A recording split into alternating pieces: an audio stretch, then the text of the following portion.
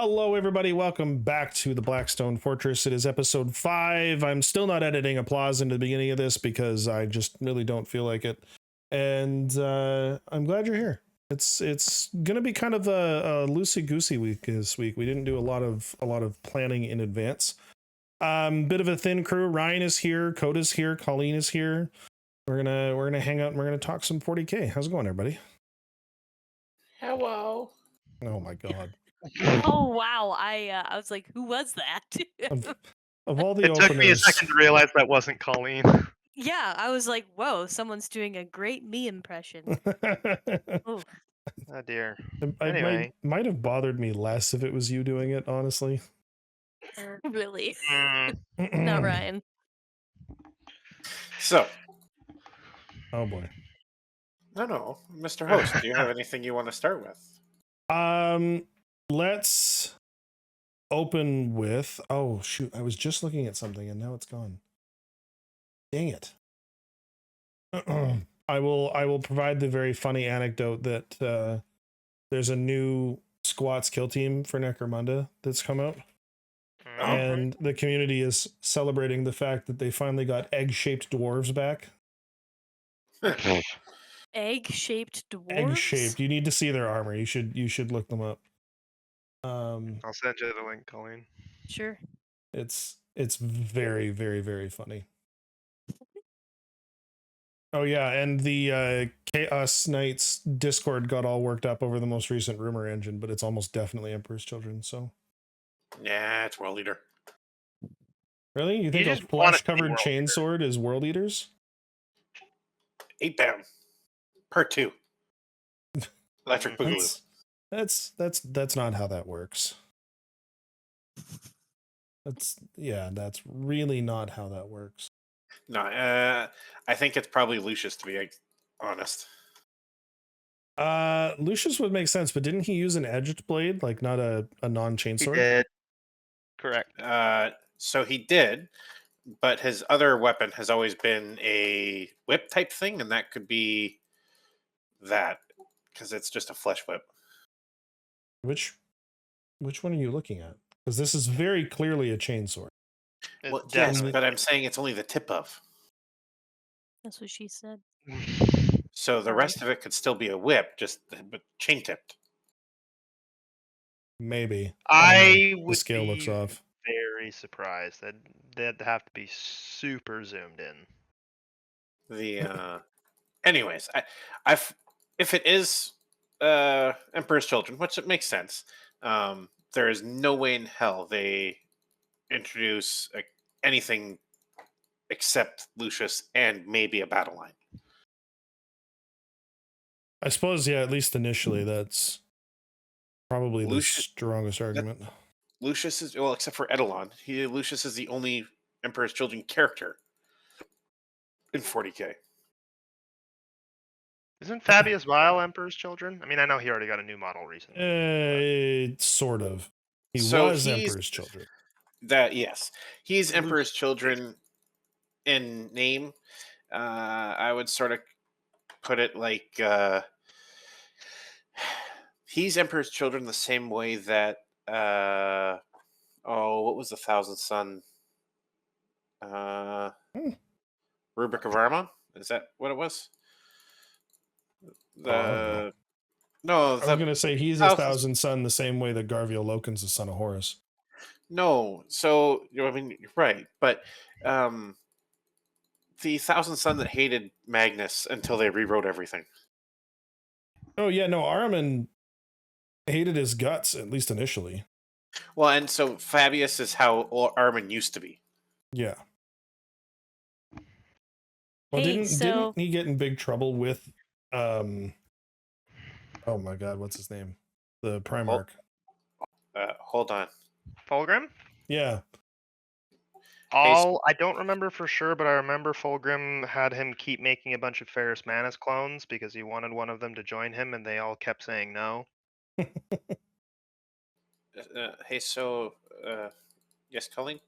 Oh yeah. I know you guys are real nerds. Uh-oh. I'm a lesser nerd here. What do you guys mean by Emperor's Children if that's not like Primarchs? Okay, so the Emperor's Children is a legion. Wind up the and little Oh. clapping monkey and watch him run away. That's What- Yeah. What kind of a legion, Limerick? Well, okay, this is where I'll say I only use the term legion for chaos because in 40k they are the only legions. Because the rest are chapters? Exactly. Okay. except There that is they no aren't. But they used to be legions. right. There used to Once be upon a 20 time. legions, and then they were broken into chapters. Well, Except I thought what? there was 18. 20 initially, right? Yes, 20 initially, and then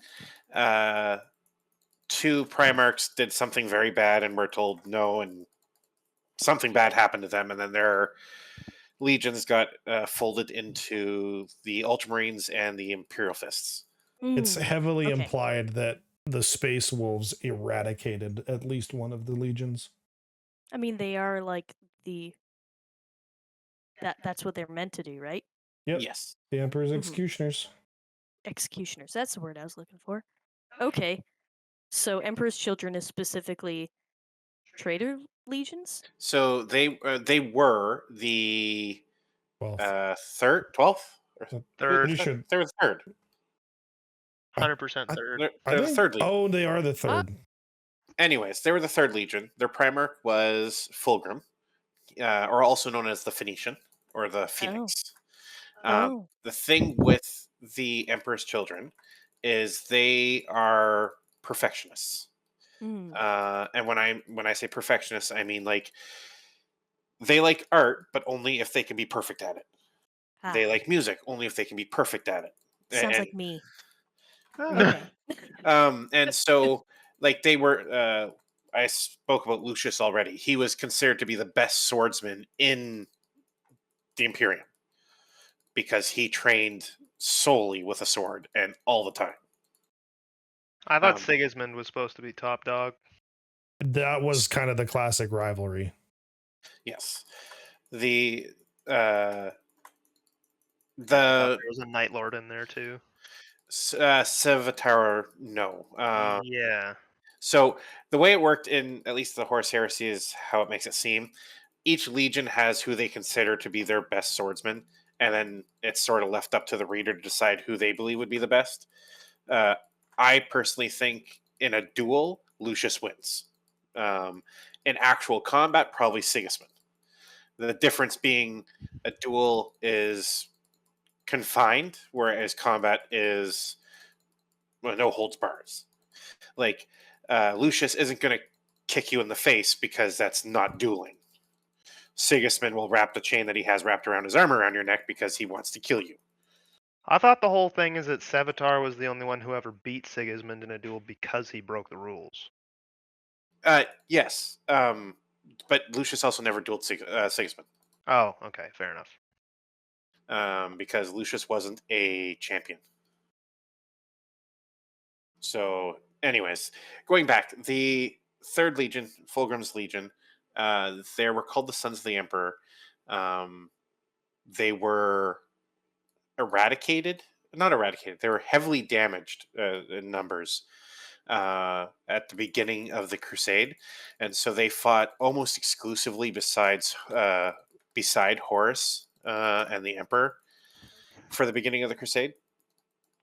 And because of that, they were allowed to wear the Aquila, which in the heresy or during the Great Crusade, they were the only ones allowed to wear it. So that symbol that every Space Marine has on their chest, only the Sons of the Emperor could wear it. They fell because they were muted. Fulgrim touched a You're blade. muted. Wow, I didn't realize I was muted. Okay, so Fulgrim was the Primarch? Yes, and Okay. as all Primarchs have a special ability, like Sanguinius has wings and foresight. It sounds stupid, but Fulgrim was pretty. So what, he got seduced by Slanesh or something? So actually, what happened? Well, yes, no. He got seduced by a sword. Yeah. Ah. So Or his Slanesh legion sword. goes to fight a bunch of aliens, that Mhm. use sound as weapons. And Oh. what they end up doing is winning, and they come across this temple, and in this temple is the Lair Blade, Laer blade.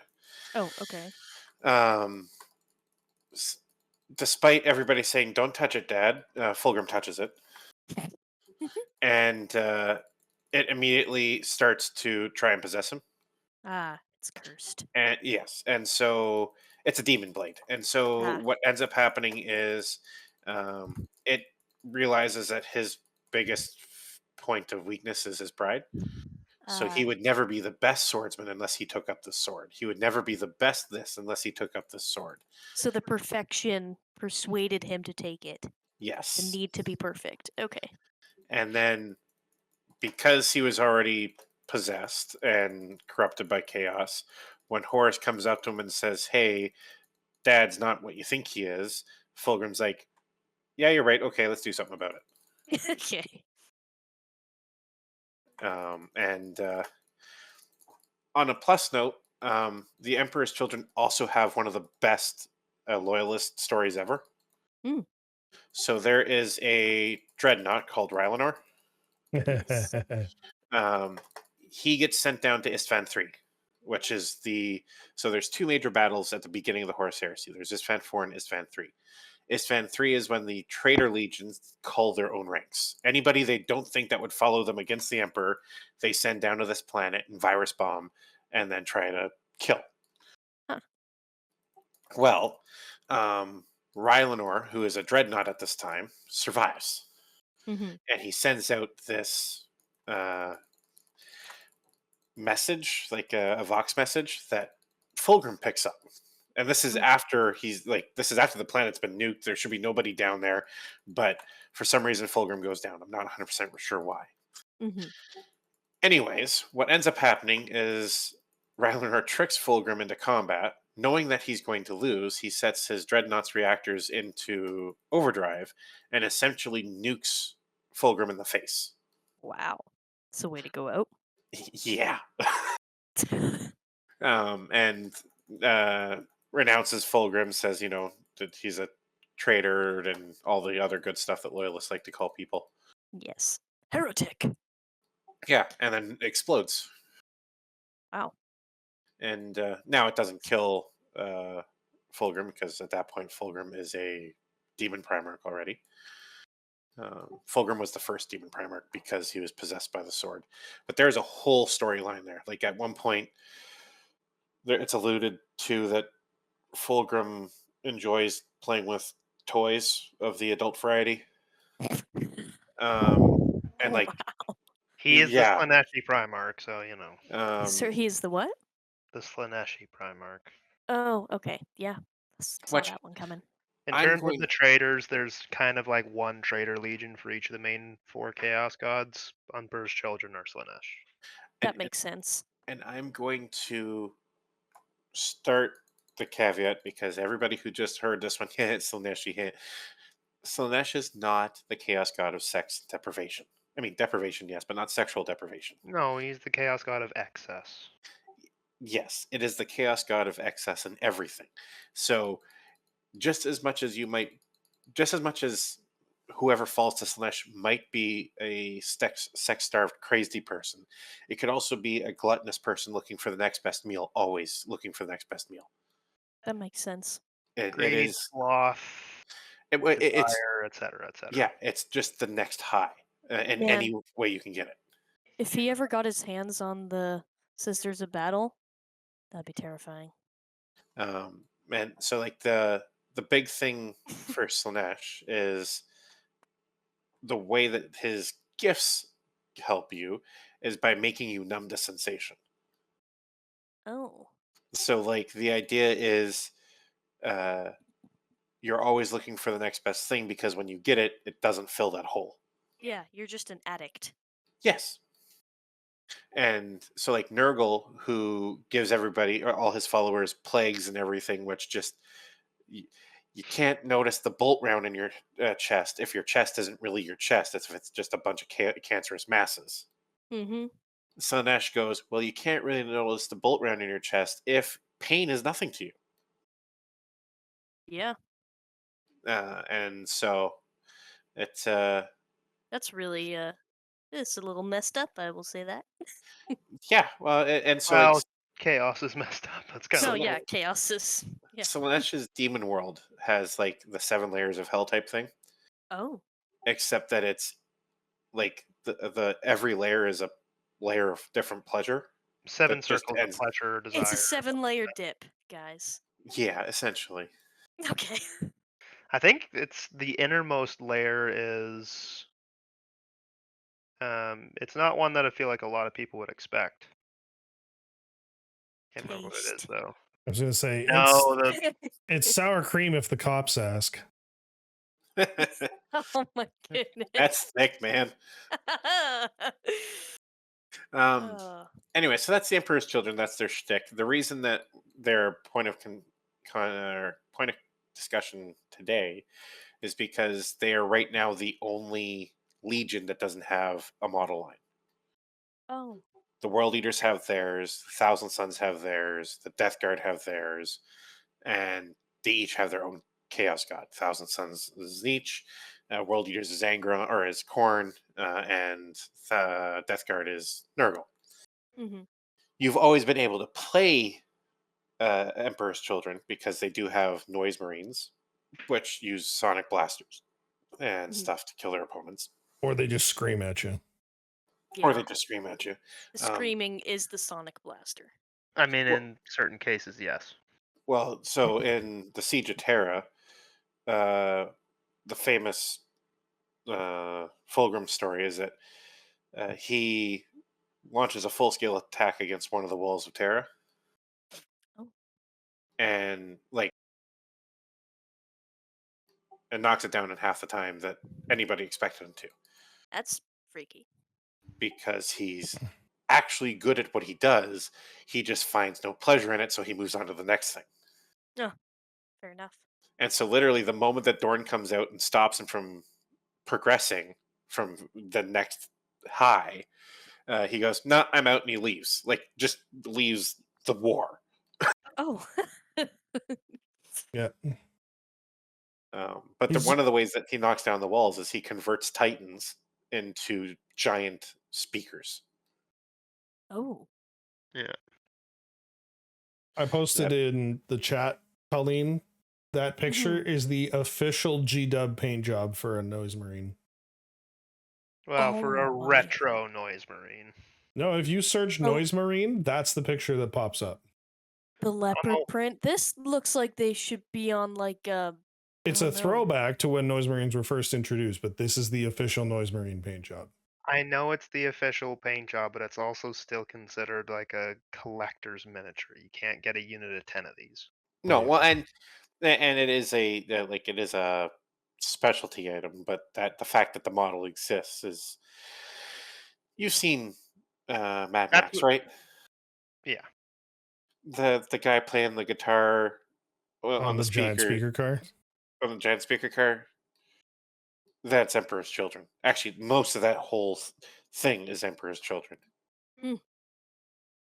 So no, it's a they're a deeply rich legion as far as story, Mhm. um, that gets horribly, horribly niched because Slanesh equals sex. Yeah, that's fair. Well, it's not fair. That makes sense why people would think that, but people can be narrow-minded even in fantasy, which doesn't make sense. And so it's one of those things that, like, when you see people do like custom models for Emperor's Children, there's lots of TNA, and I'm like, but there'd just be as much coke or opium or Yeah, whatever the if 40K. pleasure isn't just about sexual pleasure, it's about any kind of pleasure in excess, right? Yeah, Like gluttony isn't just food, it's any sort of excess or indulgence. So, yeah.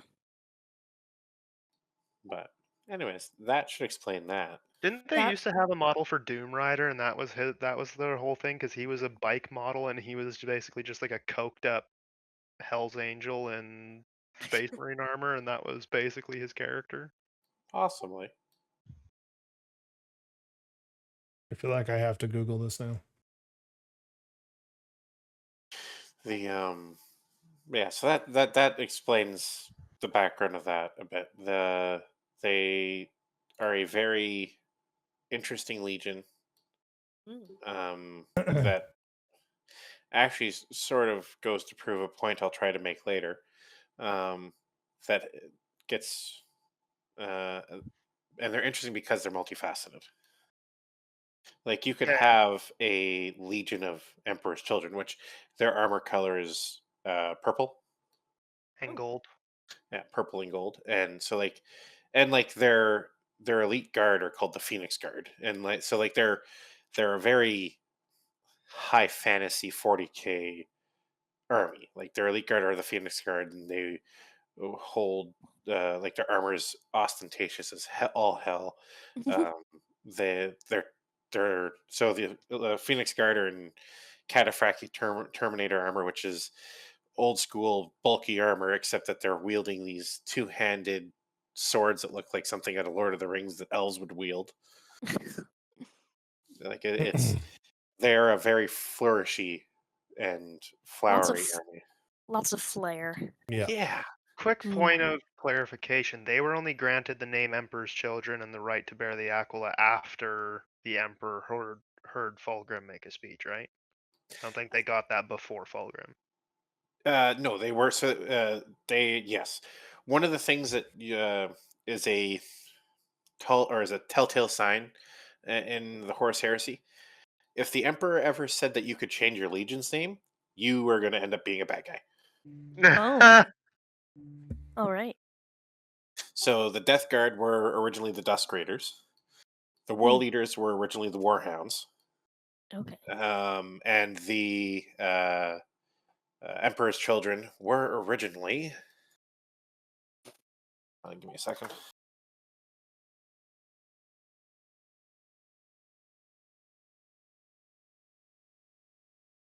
Oh, just known as the Third Legion. Oh. All righty. They There's didn't also have the a name. whole Luna Wolves, Sons of Horus transition. Yes. The only loyalists that had their name changed were the Revenant, who became the Blood Angels. Oh. Ultramarines used to be called the Warborn. Oh, okay. So maybe I'm wrong. It's still a much more common trend for traders.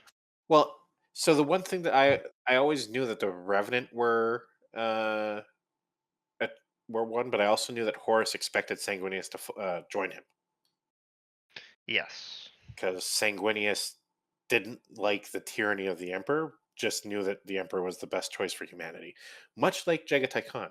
In fact, all his sons went, "You're sort of evil, but the best evil we got." Better than the alternative, basically. Yeah. And the issue that Horus had was that he was told that no, that's not the case. You could be better. Yeah. And By he the believed. Chaos Gods, which is hilarious. So that yeah, so that's the Third Legion in a nutshell. Oh, Didn't a part of the White Scars actually turn traitor? Small part, but uh yes, but Jagatai Khan was able to redeem them. right. Okay. So they wanted to join Horus and he said no, this is why we're doing this. And they were like, all right, okay. Right. Because the way the White Scars work is that, well, even when they were a legion, each one of their companies was its own thing. That's why they had different cons. Mm-hmm. And Jagatai was just the con of cons. So when they had their meet, he had the final say. Yeah. But Fabius Bile was another name mentioned earlier on in this episode so far. And the reason he was mentioned is because he was the top apothecary for the Emperor's Children. Mm. And in the same way that everybody in the Emperor's Children wanted to be perfect, he wanted to create the perfect Space Marine. Oh, yeah. Well, he And was briefly tutored on the Primarch project, wasn't he? no, he stole that knowledge. Oh, okay. And so, like, he would he was known for doing experiments on other emperor's children on trying to keep semi-dead space marines alive so he could test on them. It's a goddamn disaster, but it's what he did. And then so what happens is when they all fall, Fabius Bile's like, hey, this is a good time to learn more stuff. He sticks around with the third for a bit. They all lose, head to the Eye of Terror. Fabius Bile helps them create the clone of Horus. He also creates several clones of Fulgrim and a whole bunch of other stuff. Eventually, he has a falling out because he realizes that they're all just degenerates, and he's a man of science. Mhm. And so he leaves and decides that in order to create the perfect space marine, he needs the perfect uh, specimen, which is then on his hunt for custodes. So as of right now, him and uh, the last we've heard was he was fighting Belisarius Cull Oh. because he wanted to get the ability. He wanted to steal the Primaris gene seed. Huh. Because as easy as it is for us to criticize the Primaris from a chaos perspective, these super soldiers just popped out of nowhere are insanely hard to kill in comparison to the already insanely hard to kill Space Marine and are bigger than them. Like the average Chaos Space Marine is smaller than a Primaris Marine. Yeah. What ended up happening? Because I know Fabius Bile, he created the one clone of Horus. Yes. He created a few clones of Fulgrim, and he created many clones of Ferrus Manus, all of which got killed by Fulgrim every time because they kept not joining him. What happened? I know Trazen ended up with one of the clones of Fulgrim because Fabius ended up having to go and make a deal with him to get it back. But what happened to the rest of the Fulgrim clones? I think one got loose and got killed by Fulgrim, didn't it? Yes. From what we know, there's still one out in the wild, Yikes. and Trazen still has one. He still has one? Yes, I thought Fabius Bile got his hands on it. on one of them. Oh, Trazen had, yeah, of course he had a backup, thieving bugger. So the thing that is also important to know about Fulgrim, Fulgrim's soul is trapped in a painting. Oh, I forgot that that's what happened with that painting. I know nothing about this. So That book was the most messed up novel in the entire Heresy series. I'm not sure how it happens, but Fulgrim possessed finally is able to uh, get rid of Fulgrim's soul by imbuing it into a painting. Okay. Sort of like Dorian Gray. Which is why But Fulgrim's immortal. Yes. But so the thing now is the fan theory is that one of these clones will stumble across this painting eventually and be able to reclaim Fulgrim's soul. And because, as far as we know, fallen Fulgrim is soulless, Fulgrim's soul could still be a loyalist Interesting. because it wouldn't have come in contact, or it's alluded to that it happened soon enough after the Lair Blade that it wasn't fully it wasn't corrupted. He was possessed, Okay. which is why he's a snake and not like a Magnus or an Angron. Who Interesting. so Angron? I definitely Angron thought he was died. immortal just because Demon Primarch. No, he's a snake because he looks like what the Lair looked like. Okay. Angron did die. Who killed him? That was Gilman. I thought Yes, it it was Gilman. wasn't it Jagatai? No, Gilman killed him when Lorgar and Angron went and took on the Ultramar. Oh, right, during the siege. Yeah. I forgot about that. Which is also where the one very, very, very, very fun fact about Ultramarines that I actually like comes from, which is the red helmets for sergeants and lieutenants. Mm. Have you heard that story, Definitely a Colleen? mark of shame.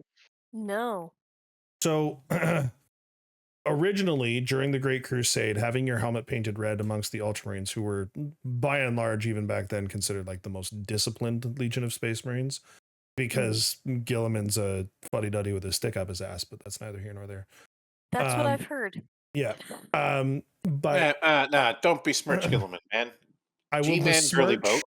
I will besmirch every follower of the Corpse God for as long as I want Let's to.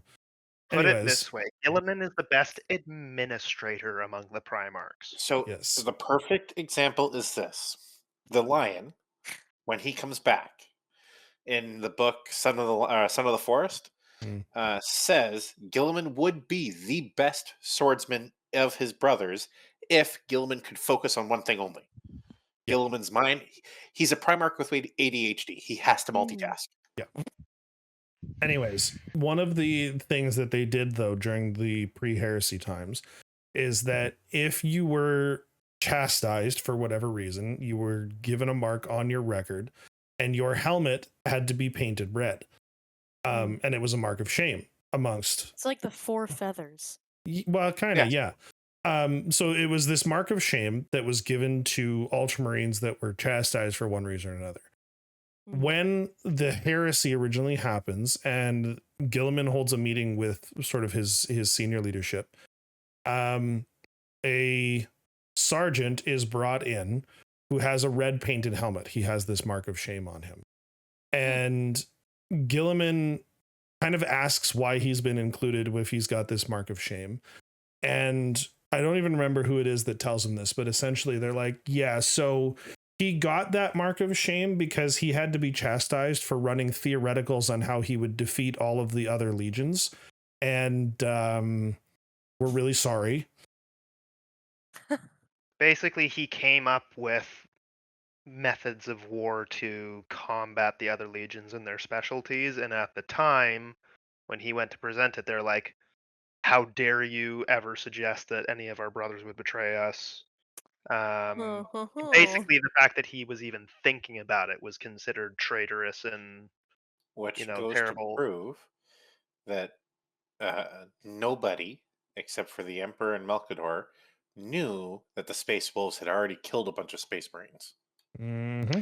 Didn't Dorn ask them about that eventually, and Malkador let him remember, and then he was like, "Oh, yeah, that was good that we did that," So and said he would never speak of it again. Dorn does. So Malkador and Dorn have an argument, and Malkador essentially says, "I know shit that you have asked to forget about." Yeah. And Dorn's being arrogant as all hell was like, "I would never want to forget anything. Knowledge is power. How dare you assume that I would want any? How dare you assume I'd forget power?"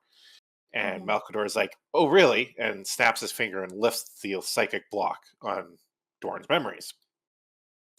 And Dorn instantly remembers that he had two more brothers, that their legions were about the size of Imperial Fists and Ultramarines, and that these two brothers were censured.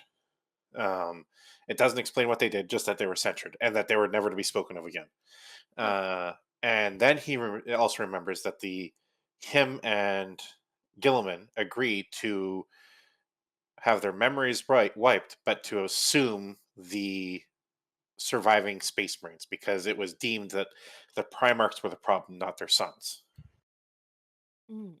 It's also worth noting that in the Imperial Palace, there's this big hall that has a statue of all the Primarchs, and where all of those that turned traitor just had like gigantic drapes over them.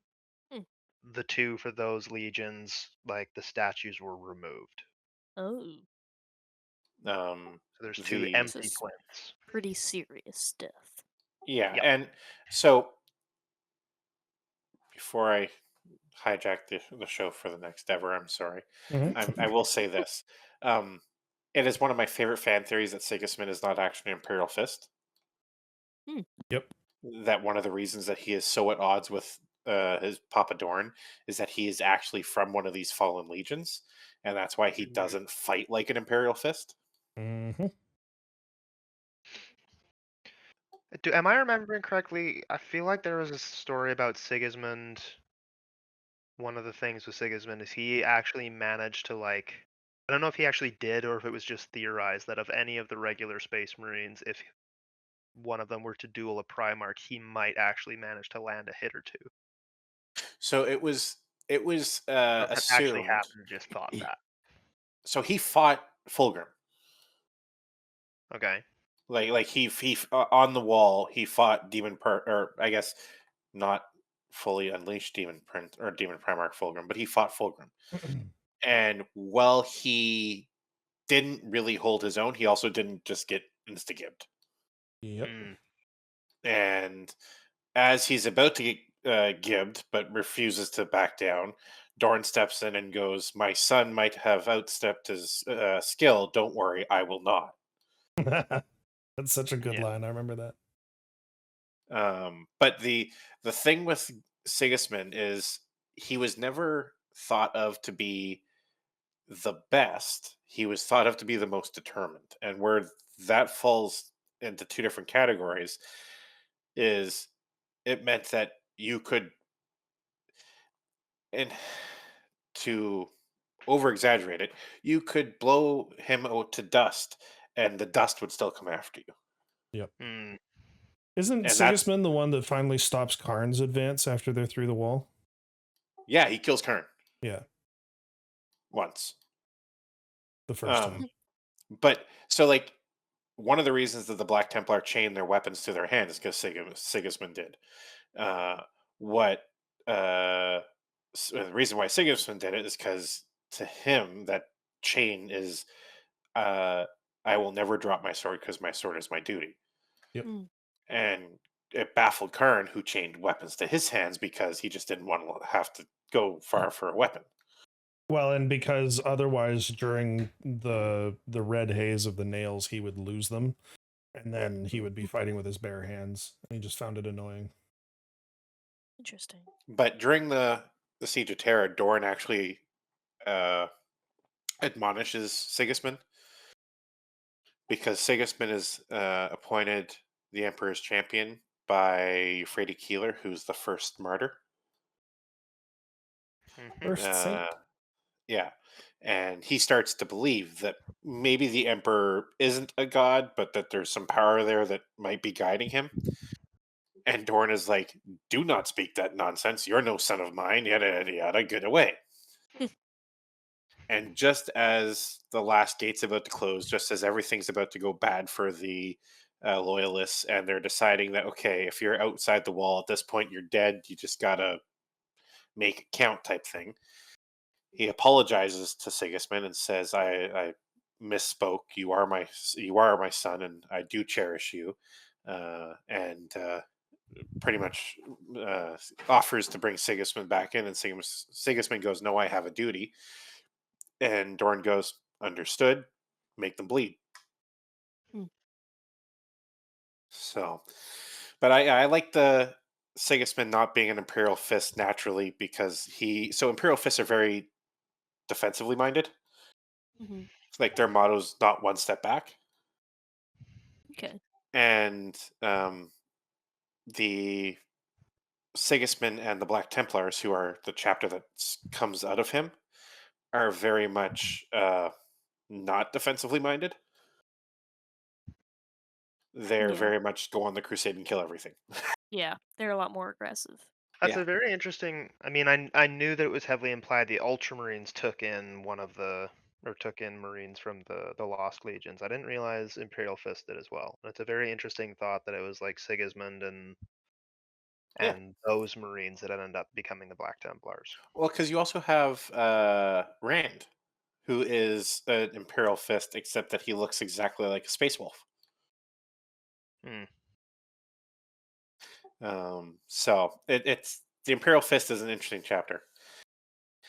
Uh, the but to segue this into the point that I wanted to make, the two chapters or the two legions that are nameless and excommunicado were originally created so that players could create their own chapters. Yes. Yeah, that was how they explained it. Was that so that you could make the second? It's second and 18, right? I'm pretty sure it's 2 and 18. Yeah. You could make a army of Space Marines that they're descended from the second Primarch or the Which 18th Primarch. now with the Primaris, they've taken it a step further. Well, yeah. Now technically, your Primaris could be descended from any of the Primarchs. Yeah. So that's the all theory broke with the rules. Primaris, for those who don't know, is that amongst the other tech heresies that Belisarius Cawl definitely hasn't committed in creating the Primaris Space Marines, he's used original copies of Trader Gene Seed. Which he will say he didn't. Yeah, but he'll also claim that the AI at the bottom of Gilliman's ship isn't an AI. Yes. Well, he straight up told Gilliman that he'd use gene. Like Gilliman knows. He told Gilliman he'd use gene seed from all the Primarchs, and Gilliman said, "Don't deploy those guys. We don't want them." And he went, "Okay, I will definitely not do that." Exactly. Except that again, that was the talking head that's definitely not an AI in the bottom of Gilliman's ship. Well, and so you get Primaris chapters like the Sons of the Phoenix, who are purple. Yeah. Yeah. Yeah. But they're And have definitely an Ultramarine successor chapter. There's no Yeah, questions totally about not that. Emperor's Children. Yeah, for Also, sure. I haven't confirmed this, but apparently a White Dwarf recently confirmed that not a Primaris chapter or an Indomitus founding chapter. Is it Indomitus or Ultima founding? Ultima, I believe. I was gonna say I think it's Ultima founding for the Primaris. Yeah, it was the Indomitus Not Crusade Ultima after founding. the Ultima founding. But the Minotaurs, Mm. who are a long-standing chapter and are established to basically be at the beck and call of the High Lords. Mm-hmm. Mm-hmm. And are supposedly they're not like the Blood Ravens where they just like lift everything that isn't nailed down, They're the Space but it's Spartans. more like Conquests of War. well, there's that, but also like they're kind of used to go after traitors in particular, and then they steal everything off of the corpses. Yeah. So However, apparently a recent White Dwarf confirmed that they are an Iron Warriors chapter formed out of loyalists that survived Istan 3. So the other, I need to read that because I wonder if it confirms or disproves a fan theory. Mm. The Minotaurs are the, for lack of a better term, the High Council's chapter, right? Yeah, Yeah. essentially. They answer to the not even to the High Council, but just to the High Lord of the Imperium. Yeah. Or the administratum of him. Yeah. Well, and their last big narrative beat was in the Maelstrom War, and they got sent to help deal with Red Corsairs. No. No. No. I thought Minotaurs were involved in that one. They were. That wasn't their last big beat, though. Oh, I haven't read about any. Their last big beat was in Servants to the Throne, Okay. which is the immediate aftermath of the rift on Terra. Oh, I did read that one. And so what happens is Gilliman comes to Terra, throws out half the High Council, claims himself regent, starts to rebuild everything, and then as he rebuilds everything, goes, "Oh, by the way, I'm taking half of everything to go claim the rest of the Imperium back." Yeah. Well, the High Lords that got kicked out revolt. Yeah. Well, guess who they call to help them? Minotaurs. Yes. So the Minotaurs arrive on Terra in full force with Primaris Marines, and to fight Gilliman and the Custodes.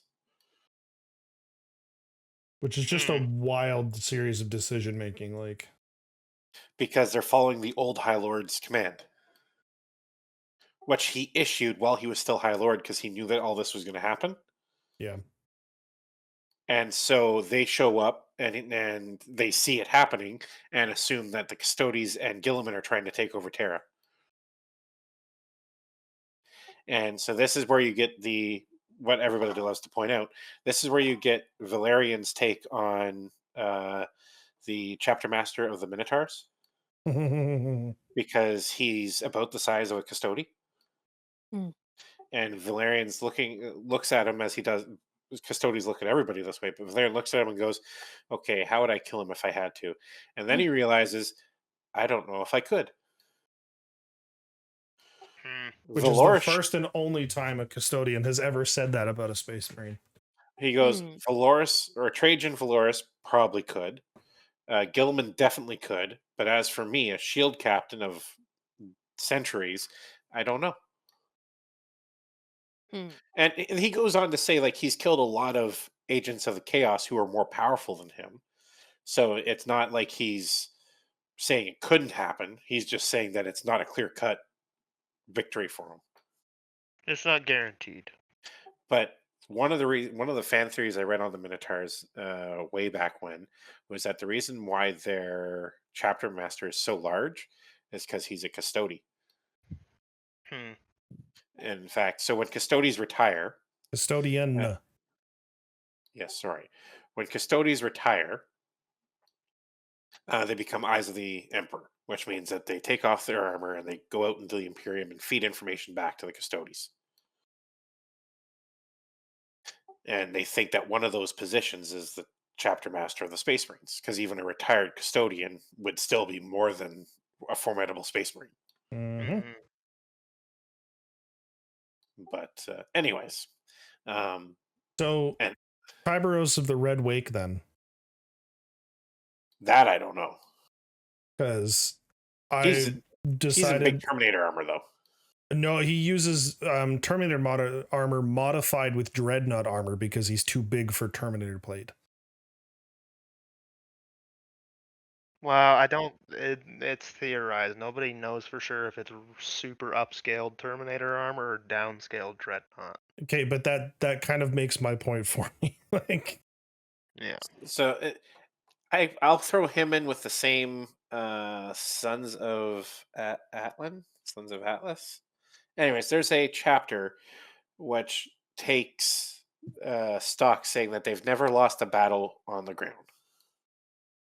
Hmm. And the reason that this is important because one of the Space Marines from it ends up fighting a couple other Space Marines who turn traitor, kind of ish. It's a Death Watch story, so it's convoluted as hell. But naturally. he ends up going 4v1 and is able to hold them off readily until one of the others picks him up and lifts him off the ground, where then they're able to kill him. Wild. So it's one of those things where it's like, is Tabor or is the Red Wake a uh, one of those odd mythos that just happens? Like, is he a Bjorn that we just don't see often enough? Hmm. But Yeah. So do we uh, know what happened to the Minotaur? Because I know, just reading up, I know that rebellion of the former High Lords failed. yes, they They weren't all punished got because killed. they were doing their duty. They were told to go home, Okay. but they almost went blow for blow with the Phalanx. Hmm. Now, a heavily damaged Phalanx, but even then, it because the huge the huge upset was even when Gilliman comes back to Terra, Ultramarines don't step foot on Terra Yeah. because by law, the only Space Marines allowed on Terra is one uh, company of Imperial Fists, Yeah. and that's only because Dorn was the creator of the Praetorian. wall. Yeah, the Praetorian. Otherwise, they wouldn't allow any Space Marines on Terra. So it was so revolting to everybody because the Minotaurs just landed, and when they landed, they did a lot of damage to everybody. Yeah. Which, kind of their shtick. Yeah, they are world eaters, except loyal. Basically, yep. It's funny because the world eaters that you read about now, the crazed warriors and everything, are so far removed from the warhounds and the world eaters pre nails. So like in when they were the warhounds, they still were unrelenting. They still were uh like they're warhounds, they're war dogs. They attacked, they killed, they massacred. It was all like their tactics didn't change, just how they carried it out, sort of. It was just Or on purpose and not because of the nails. so like one of the things they Mhm. do is they would enter a city and spread out so that there was just a line of them, and they'd walk through the city, killing all resistance. But it was Mm. slow and methodical and very actually Death Guard like. Hmm. Whereas now that's all out the window. But the main point I wanted to make with the second and 18 being custom legions was that it goes to prove how much GW cares about not pigeonholing people. Mm. Yeah. Because like even when you look at the characters that they write about, like Titus, for example, in Space Marine, or Gilliman, like all the characters they have um, aren't the end all be all of the setting. Yeah. It's the setting, not the characters. Like it makes perfect sense for your chapter of Ultramarines not to have Gilliman in it because Gilliman isn't leading all the Ultramarines. He's leading one little spearhead. Well, it's every single character for the most part. Maybe not Trazen, but for the most part, every character can only be in one place at one time, and that's part of where part of what I enjoy about the hobby is being able to make my own force, my own faction that isn't, tied to an established character or an established set of characteristics for that matter, and, sort of make it my own. And there's a lot of intentional design behind that. Because like there's especially recently, and I'm not 100% sure why it's come across my feeds so much, but a lot of Salamander love lately. Hmm. And with the whole them being the bros of the Space Marines, they care about humanity. They try to save all the lives they can. It's They that, interact with their families. yeah, like they actually retain some links to their humanity after becoming Space Marines. Um, and everybody's like, oh, salamanders are the only ones that do that. And I'm like, but they're not, because you could literally create any chapter that does that. Yeah. Like that's the point of 40k. That's one of the reasons why Indomitus and the Dark Imperium and the Maelstrom were so jarring to a lot of fans because prior to Eighth, when they did all the retcons, 40k was a setting; it wasn't a story. Yeah. GW treated 40k like Wizards treats the Forgotten Realms. Here's everything you need to know about the setting. You guys make your story, Yeah. Have fun. and then the Dark Imperium happens, and the Rift happens, and they retcon everything, and now things are progressing, and it's everybody's like, but now this is a story. Except that while it's progressing, they're still moving at a snail's pace and also leaving so much open for people.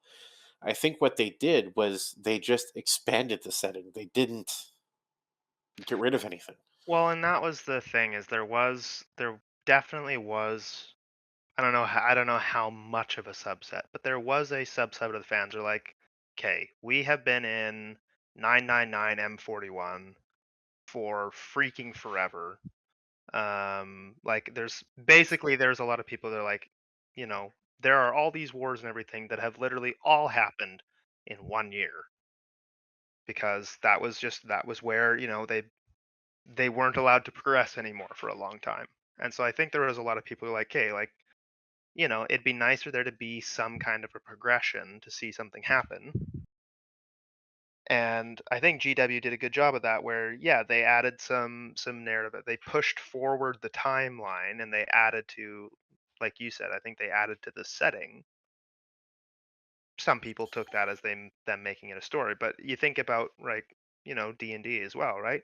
They do stories in Forgotten Realms. Like, that happens. There are sequences of events that happen that have technically canon, quote unquote canon results, but that doesn't mean, it just doesn't really affect your ability to be within that setting. Yeah. So the perfect example I can give. So 8th edition came out in 2017. That's when the rift happened. That's when Cadia blew up. That's when Failbadon became Abaddon. That's when Yeah. Gilliman comes back. Like, all these things happen. I just finished listening to Cadian Blood by Aaron Dembski Bowden. It came out in 2009. The main story about that is about a regiment called the Cadian 88th, who have to leave Cadia while Abaddon is attacking it during its 13th crusade so they can go save another planet. So 8 years of Cadia being attacked and everything stalemate and everything staying the same. Um, and that's not even the beginning of it. Like, this has been the setting of 40K forever. Cadia is currently under attack by the 13th Crusade. It's never going to succeed, or it's never going to fail, because this is the story, or these are the stories you're telling. When you play Black Legion versus Ultramarines, it's the Black Legion versus Ultramarines in the 13th Crusade. Yeah. Whereas now you've moved the time clock a tiny bit, and it's the that technically can't happen, and that technically can't happen because most Space Marine players are now using Primaris, and there was no Primaris Marines on Cadia.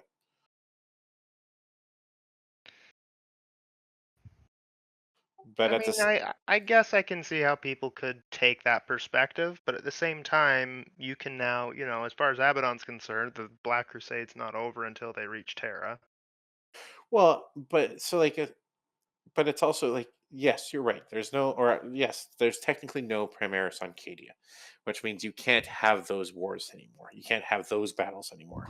But now you can have battles for systems that have been cut off from the Imperium, or to go through the Rift. Like, they've added so many more different ways for people to tell their army stories, so many more ways for people to create armies, that it's just, Yeah. I think it's as a whole, we were too focused on, oh my god, there's Primaris Marines. I mean, I was gonna, like, that's the whole thing is, you. It feels like pigeonholing to be like, well, I can't play, battles on Cadia for the 13th Black Crusade anymore. Like, that just because you can't do that one specific little thing that all of a sudden you decide that you really want to do, which, I don't feel like prior to the advancement everyone was like, yes, I'm playing this battle with my friends and it's on Cadia necessarily. Yeah. Like for example, like I've got my Renegade Space Marine chapter. The whole sort of the generic story idea with them is that they're an Ultima founding chapter that was being sent near.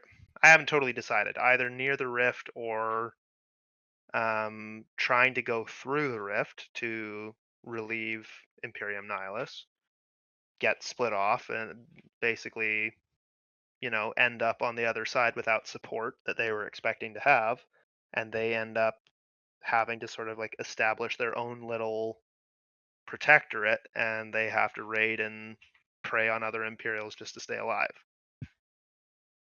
Yeah, well, Couldn't do and that before. I also like, because the Imperium is the quote unquote main character of 40K. Thank you for not saying good guys. Well, there's no good guys, but they're the quote It's from unquote. their perspective. Um, I also feel like the advancement was so that the other factions could get somewhere. Mm-hmm. I mean, it's really hard to be a Chaos fan when for the last 20 years they have not won anything because they can't win. Yeah. And yes, technically they retconned it, so is it really a win? Yes, sorry, that's in the books. I won, haha. But or like for example, the Tau. They now have a storyline because Mm-hmm. they're on to their next sphere of advancement. Well, I mean, I mean, think of the Necrons, right? Like, it's not just, oh, every now and then there's a world that ends up being a tomb world, and these guys are just waking up randomly. You know, Yeah. like they have goals now. They have internecine conflict. They have, So there's more to them than just they're waking up and deciding to kill everything that they come across. one thing I will say is I am highly impressed at how much GW can add to the setting without changing the setting. Hmm. In the last what? So I said eighth was 2017. Mhm. So the last 7 years, we went from 0 Primarchs alive to 2, with everybody saying a third's coming. We added Well, loyalist Celestine. Primarchs. We added Creed died. Well, got yoinked. Well, yes, but as far as we know, Creed died. The old man died on Armageddon. Yeah, Yarrick. So like they have done things, and it's still yes, Yarrick is dead. Armageddon didn't die. I mean, Yeah. technically yes, but like the battle for Armageddon is still going. Yep. Like the everybody was afraid that oh, if these things change, that kills the story. No, It it doesn't. doesn't It have to. advances it. If a Like, story has no change, it's not a story.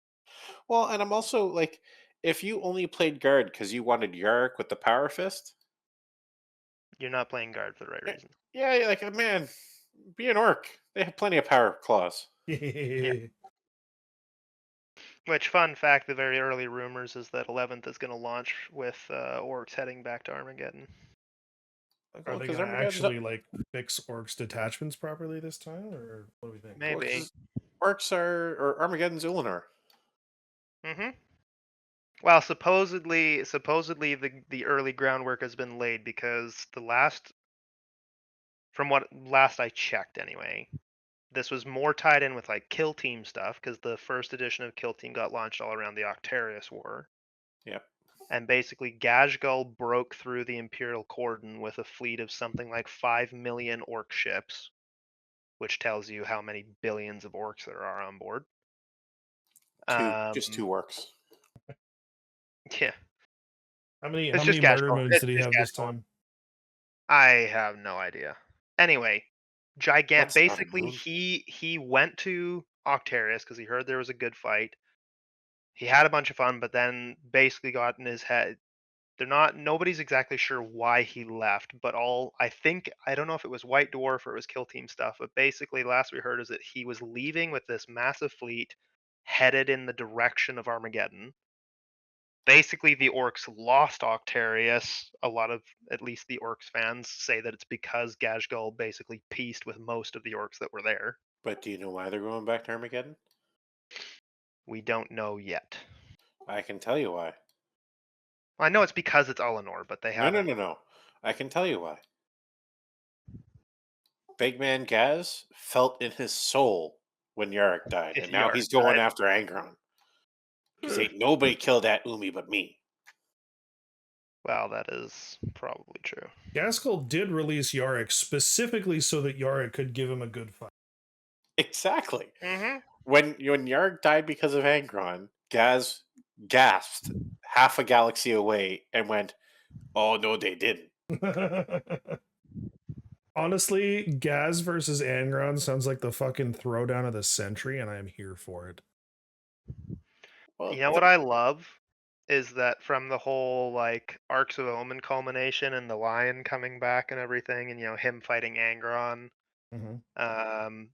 saving Dante and the Sanguinary Guard, who despite their best efforts just couldn't hold up to Angron. Mhm. It's Mhm. basically it's basically said. Okay, so there's one point I believe in that Son of the Forest. Is that what it's called? Son of the Forest? Yep. In that point, there's one point he's killing a chaos sorcerer, and he asks the sorcerer why he's so weak, like what curse he's put on him. And the sorcerer just says, "You just broke." Literally, is talking to him and says, "You just broke my spine like it was nothing, and you think you're weak." And he said, "There's no curse. You're just old." Yeah, well, because unlike Gilliman, Lion aged. hmm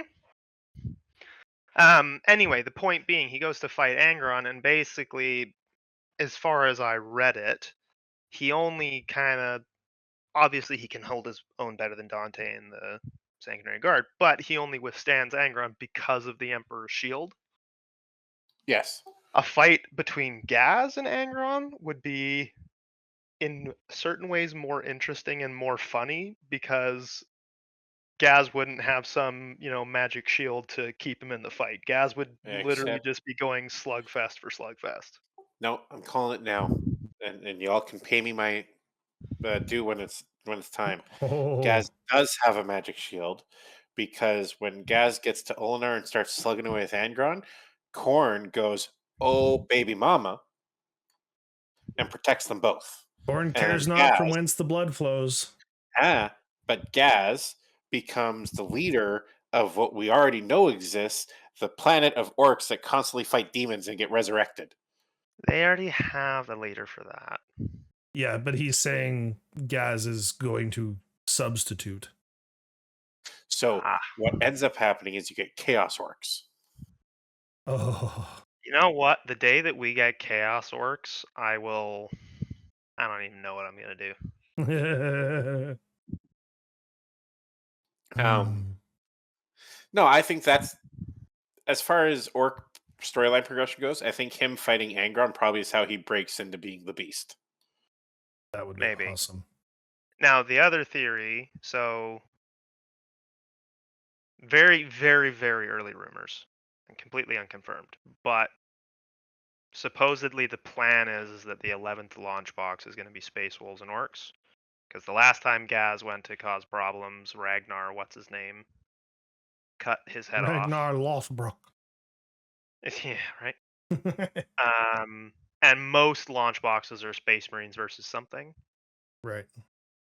So the theory is that they're going to show up on Armageddon. That's going to be they're going to do sort of like a similar thing with Leon L. Johnson, where Lehman Russ sort of shows up at the end of the edition, and then is kind of part of the launch of 11th with his return. So it might end up. There's a slight chance we'll end up with a three-way slugfest. How fun would it be though if we actually got like a World Eaters versus Orcs launch box? I would be through the moon, especially if they gave us a new boys kit that isn't what it That is. isn't what? Ryan, we've got another 30 minutes in the podcast. You've got time. So I just don't know how many people play with squads where they specifically take 3 shooters, 1 heavy weapon, the rest sluggas, and the only thing I have that's it. against Space Marines versus orcs, and I'm not saying they wouldn't do this because I could actually see them doing it with a complete refresh, is that's Assault on Blackreach.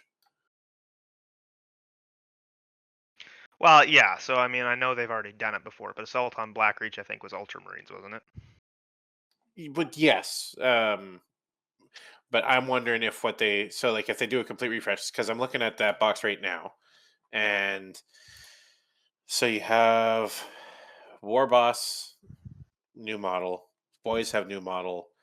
Literally, the only thing that doesn't have new model is the Choppas, I think. hmm Tactical Marines would be gone. You'd probably have Stern Guard there. Uh, Librarian, new model. All the Terminators are new. The Dreadnought would have to be new. So they could even bring out a assault on, uh, let's say Armageddon, and it be just this a box set, but the new models.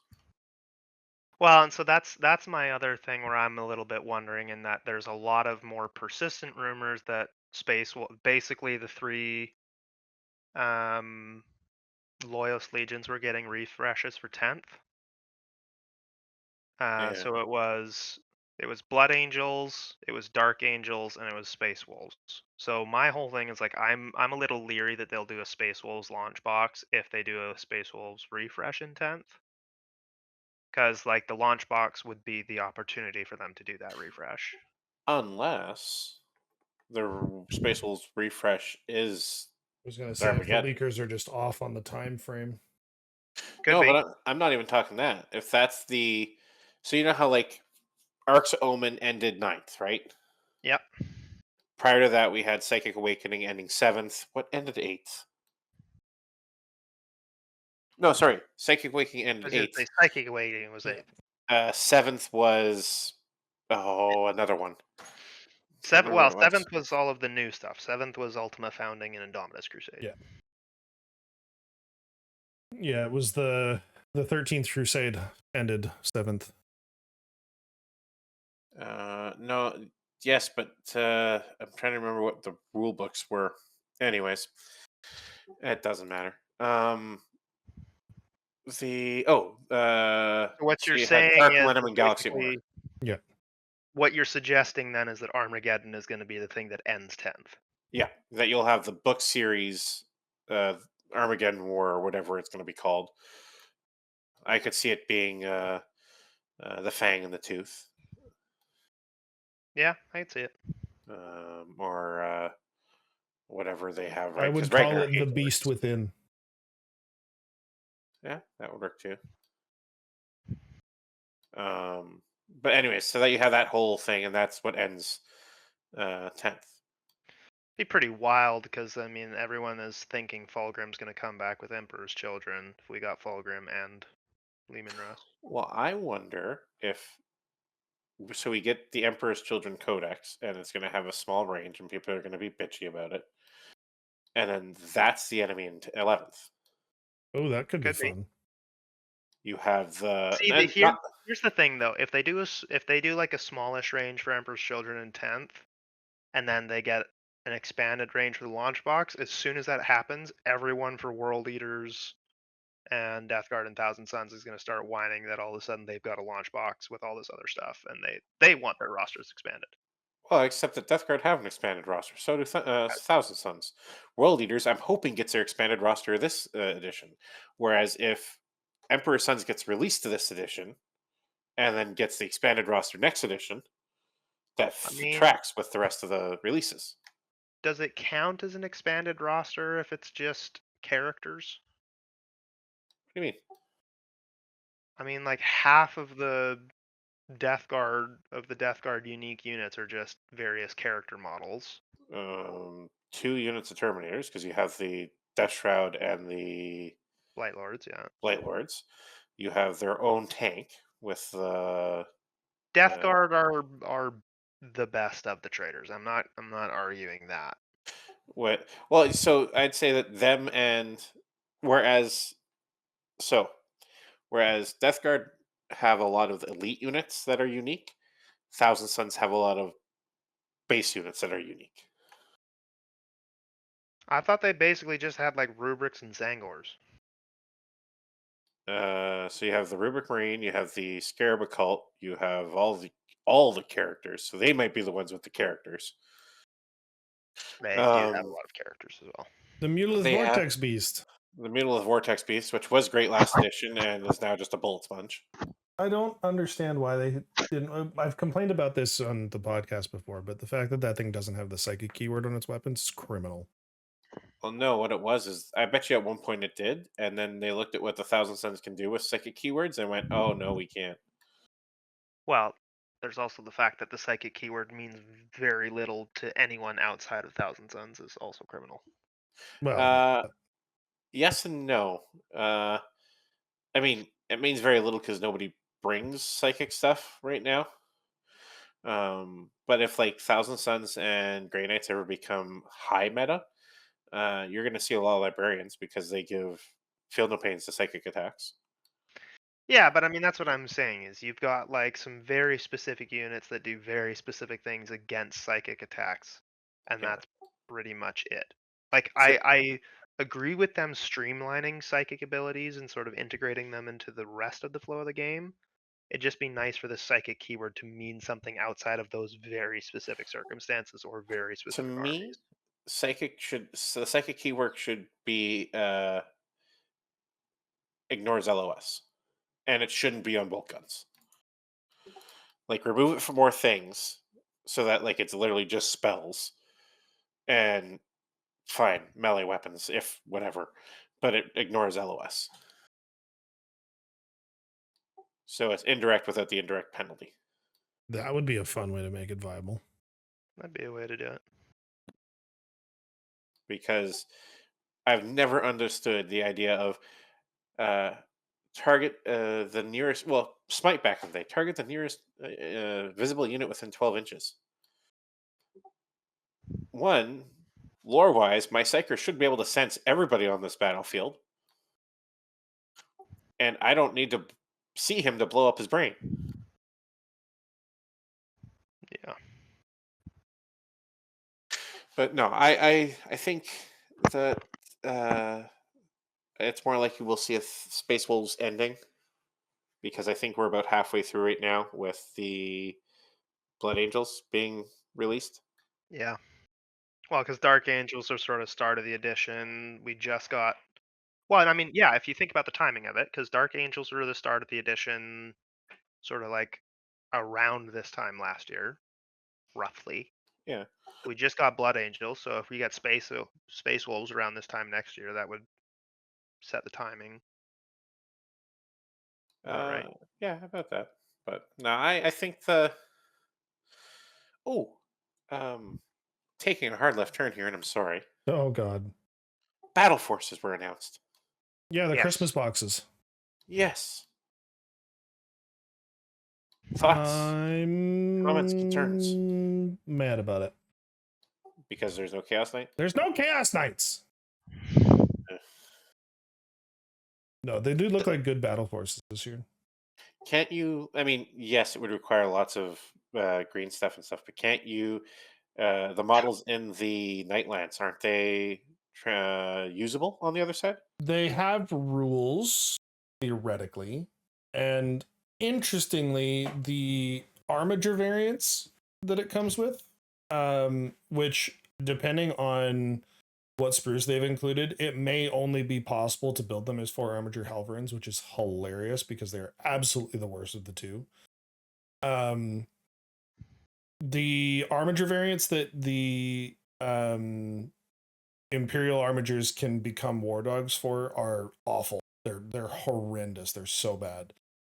The Questoris could become a knight despoiler, and there's a specific build for the despoiler that generally for tournament meta, if you want to run a big shooty knight, that's what you bring.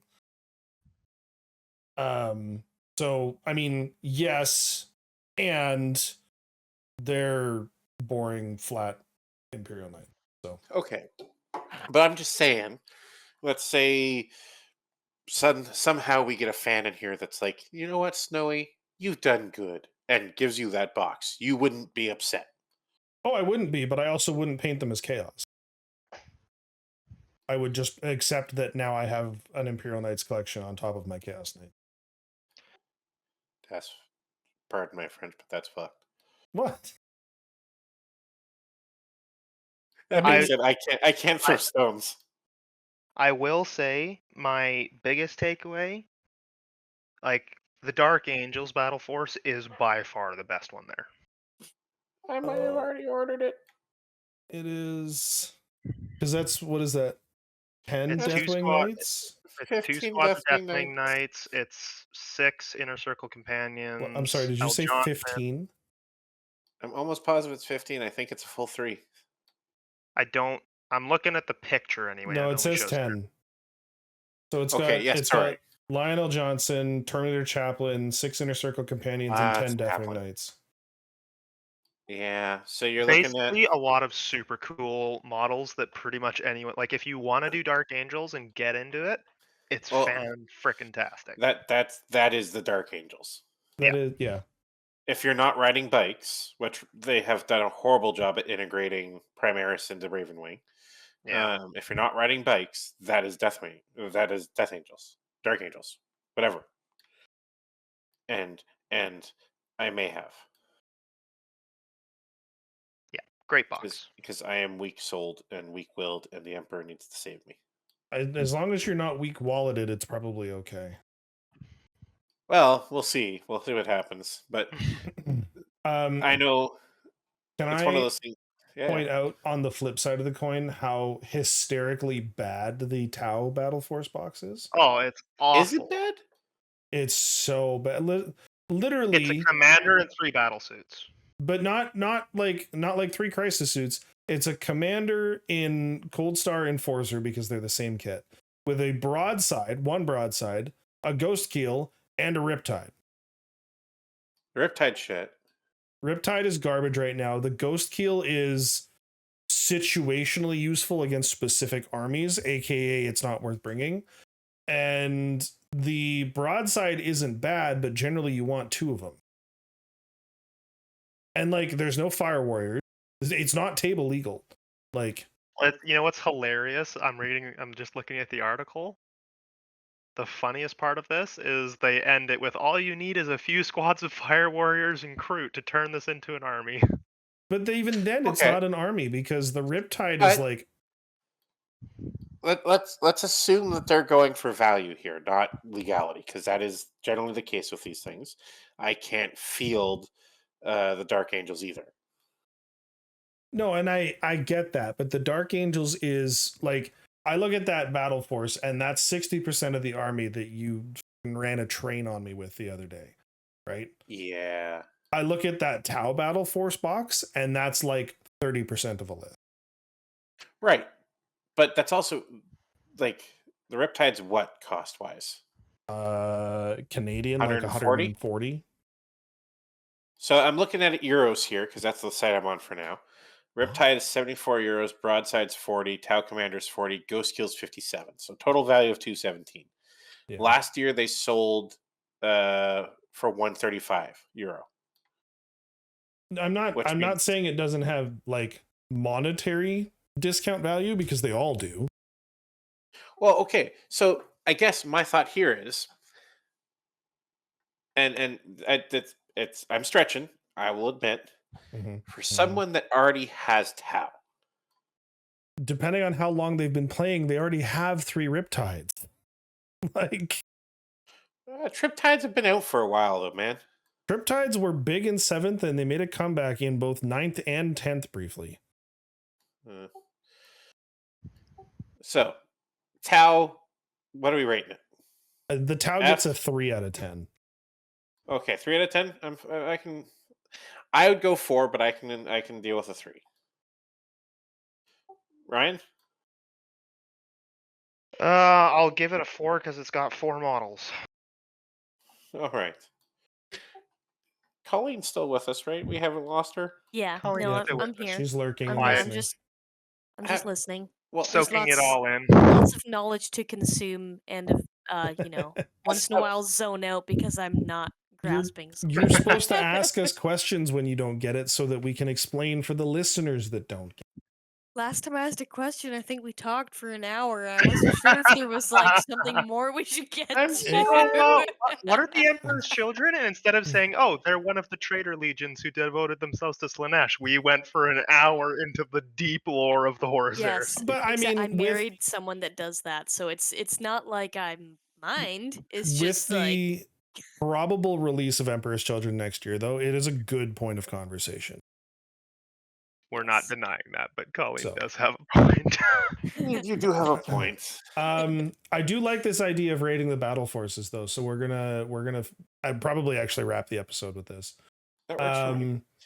The next one I'm looking at, because I scrolled to the top of the page because I kind of want to do this in order because otherwise I'll break myself, is the Penitent Crusader host for the Adeptus Sororitas. You have a Ministorum Priest, 10 Sisters Repentia, 10 Argoflagellants, a pair of rhinos, 2 penitent engines, which can also be built as mortifiers. I am looking at this and I'm honestly going to give it a 7. 5. No. So you looked at the town and went, what are you doing with that? What are you doing with this? Yeah, I'm giving it a 5 out of 10 because it's got a bit more. I'm giving it a 5 because it has a lot more to it than the Tau one, but I'm also giving it a 5 because it is extremely narrow. Well, I know like the arcoflagellants are not great, but rhinos are Oh, awesome. arcoflagellants for a Nope. long time have been like the best. They're So not as I good thought that anymore, was but the they were, like, Sisters one of the Repentia. best. Do I have that backwards? So that's Sisters Repention, Flagellants. Arcoflagellants have been a great bog unit for a long time. Right. Repentia have always hit above their belt, above their weight class. Right. They don't anymore. Well, that's not that they don't anymore. It's more costly. There's better units. Okay. So fair enough. But The penitent engines are also quite good though, aren't they're not No. horrible. They're not horrible. But If so they? you're Oh playing- no, I'm if you're- thinking of the Nundums, Gundams, yeah.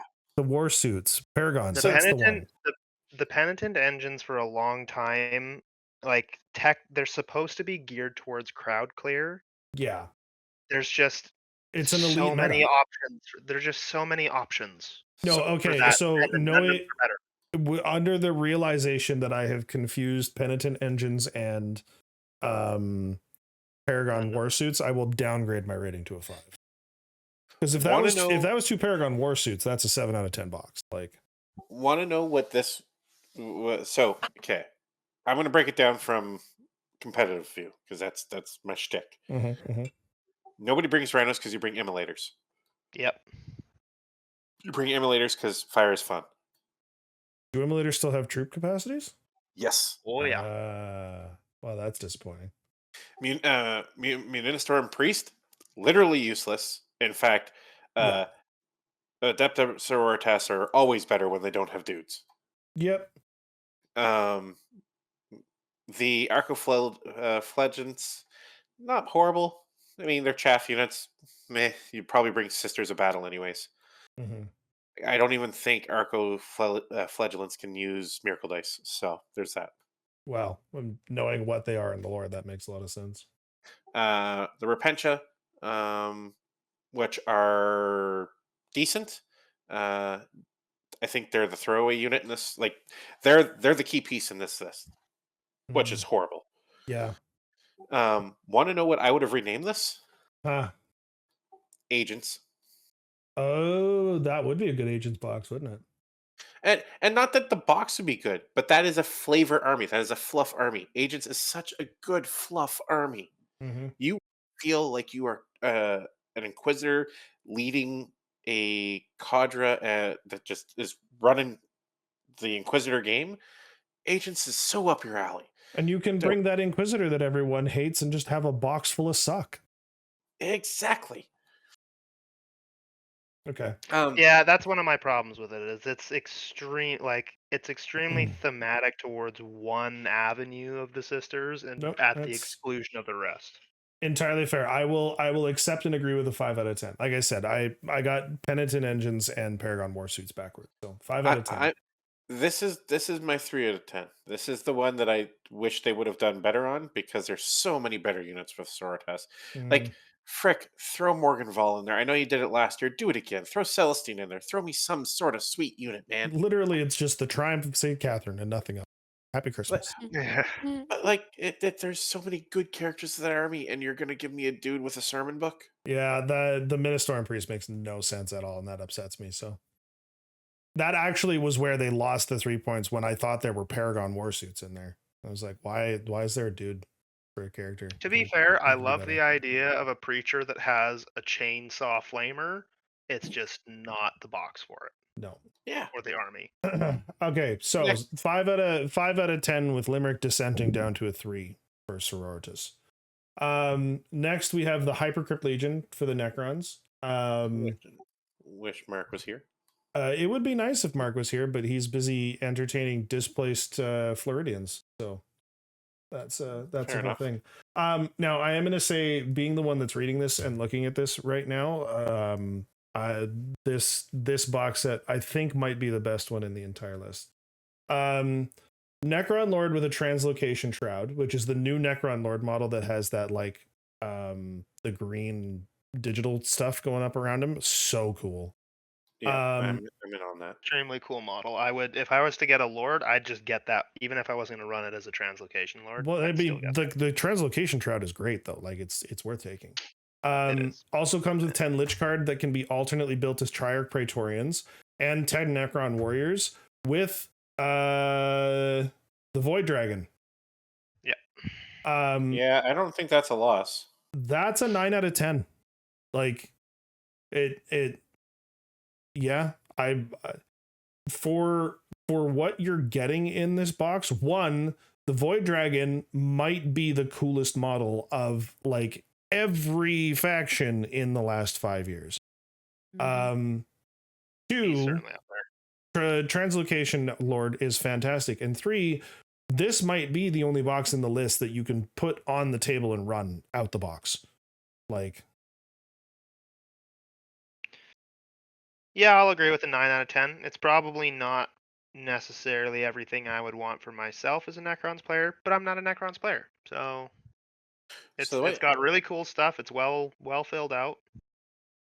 the way I look at it is, if I know, for example, Mark, he plays Necrons.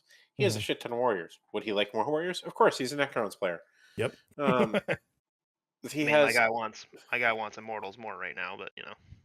but yeah, but like he's never gonna. It's like a guardsman getting guard. Like I mean, Or a Tyranids player getting Termagants. Gaunts. yeah, I might not field those ones this time, but you know what? I'll paint them a different color and bring them next week. Exactly. The Lich Guard or the Praetorian whatever it's Praetorians. called. Praetorian. Yeah, that one. If I have 10 of one, now I have 10 of another. Like that's just a good box. Yeah. And then you add the characters where, unless I specifically set out to get that translocation shroud, there's no reason I'm buying another Overlord. However, he comes in the box, so yes, please. Yeah. Well, and he's not an Overlord, he's a Lord. There is a difference. I have an Overlord with translocation shroud on the page that I'm looking at. On the Warcom article, they say it's a Lord with translocation. I mean, it could be a typo on Warcom, but the website says Overlord. Weird. Yeah. Whack. One of the two is a typo. I'd have to like pull it into Recruit to see what their loadout can be. So, anyways, and when I say the website, I mean like their store site. Yeah, no, I knew what you meant. And then the Void Dragon's just the Void Dragon. I'm not into that aesthetic, but I do like. It's like knowing that. Well, I might not like an artist's music. Obviously, they're successful. Yeah. So someone does. I might not like the model, but it has sold well. I honestly like. If I was gonna own a single Necron showpiece, I would buy the Void Dragon over the Silent King. Like, oh yeah, it's so good. Yeah, 9 out of 10. Next. Next in my list is Retaliation Cadre. Like we said before, 4 out of 10. Terrible, awful, no good, very bad. Unless you are a Tau player that is specifically like, hey, I need to add these 3 specific models to my collection, not to use them, but because I want them. Yeah. See, I have to give it. I have to give it a 5 out of 10 simply because it's a free Riptide. Like, yes, you might not need those models for your army, but the fact is, if you're collecting just to collect, or if you're like just from a collection perspective, any box that gives you $140 for free. I'm not disagreeing with the monetary value. That's why it actually gets 4 points from me. Fair enough. Fair enough. It's such a weird selection of things. Like with the change that they made to how crisis suits work. And so now you've got like the 4 distinct flavors of crisis suits. More crisis suits actually makes more sense to me than anything else. Yeah, it would have been interesting to see like a crisis suit with a bunch of crisis suits and a commander. Yeah. Yeah. Or like, 12 Oh, crisis suits and 2 Shadowheart. commanders would have been great. 12 crisis suits and Shadowheart. Shadowheart. What's Shadow Sun. Shadow Yeah, Sun. I was gonna say Sorry. Shadow Sun. Shadowheart's Baldur's You've Gate. been playing Baldur's Gate, yeah. Yeah, and yeah, so Shadowheart, but even if it had been, you did it to me now, you bastard. Shadow Sun and a Ghost Keel, and then 6 crisis suits. I don't know how that works out monetarily and what they've had to add to it, but that would be good. Because Shadow Sun and a Ghost Keel work together really well. And if you're gonna run a Ghost Keel, you're gonna run Shadow Sun with it. Because they do the same thing. Yeah. So Anyways, whole thing. Next in my list, Inner Circle Task Force, 10 out of 10, no notes. Yeah, I agreed. mean, it's that is the. I won't say that's the punch of your army, but That is Deathwing Knights don't move, and Inner Circle Companions with a character. Oh my god! it is the first box set that I have looked at that I'm like, yeah, you would run everything in this box. Yeah. The part so competitively, the one model you wouldn't run, the Lion. Yeah, but I was gonna say the Lions probably in Lion's terms also of a like, wicked play. good centerpiece. Like, But that's what I mean. The one model I wouldn't run into that group is the one I'd take 15, 20 hours to paint yeah. and be happy. Yeah, like I said, 10 out of 10 for Inner Circle Task Force, no notes. And then last we have the Valor Strike Lance, which is the Imperial Knights. We talked about it a little bit. However, I have done some more reading and I am downgrading my rating on this one to a 4 out of 10 as well, because they are not including the regular Questoris Knight kit that you can buy. It is a cut down Knight kit that can only build a Knight Paladin or a Knight Errant.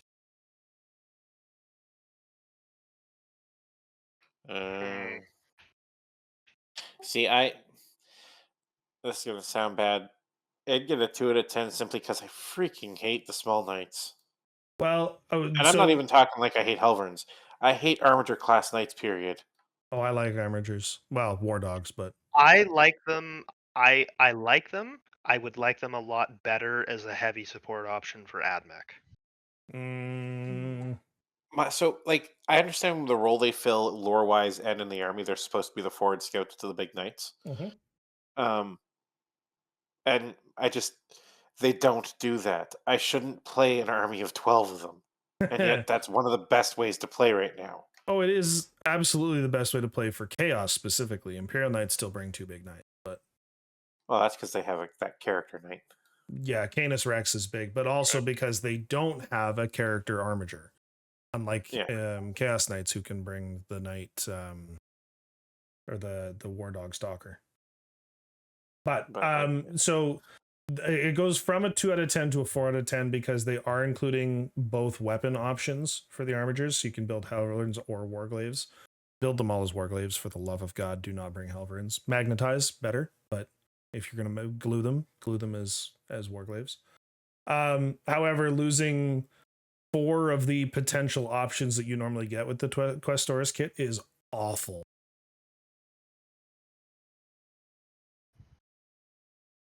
Yeah, I think Yeah, overall, I'm fairly neutral overall, but I think it sucks. okay. Can I just say I hate Knight Battle Force boxes? I mean, they're kind of dumb in general, but yes. Like the Knights is not an army that you should be getting a battle force for Christmas, you know. Because like that box right there, you put that on the table, and that's like, depending on variants and such, that's like 1,200 points.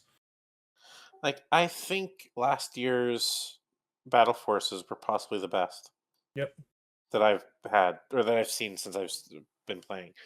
You had the Spearhead Strike Force, or Spearhead Force, which was the Jump Marines and the ATV Riders. You had the Cadian Defense Force, which was 2 Dorns and a bunch of Guard. The Cadian one was great. You had the Exalted of the Red Angel, which was Berserkers and Angron.